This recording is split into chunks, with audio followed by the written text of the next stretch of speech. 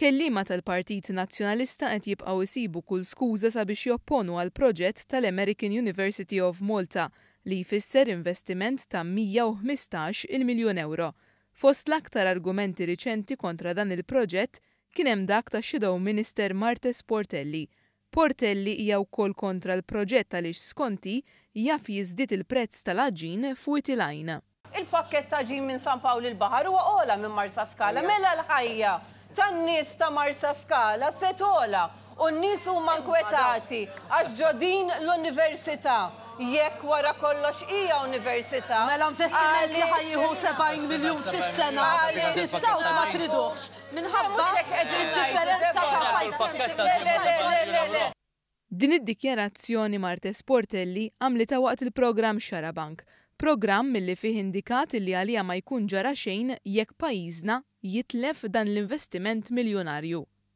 Hekk ma tkunx dik, jafu jitilqu x'imkien ieħor, ma tinkwetakomx din. Le?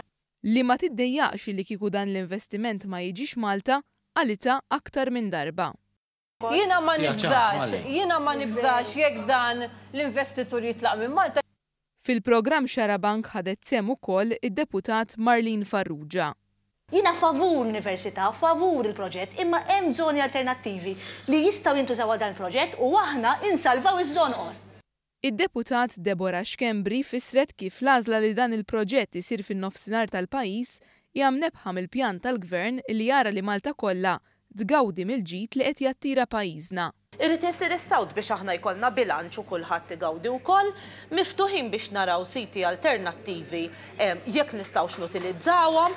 Fil-programm ipparteċipa wkoll is-sindku ta' Witilajn li fisser kif il-komunità tiegħu hija pożittiva ferm għal dan il-proġett, xi ħaġa li kienet riflessa wkoll meta t-tim tal-produzzjoni tal-programm niżel Witilajn jitkellem maċ-ċittadini.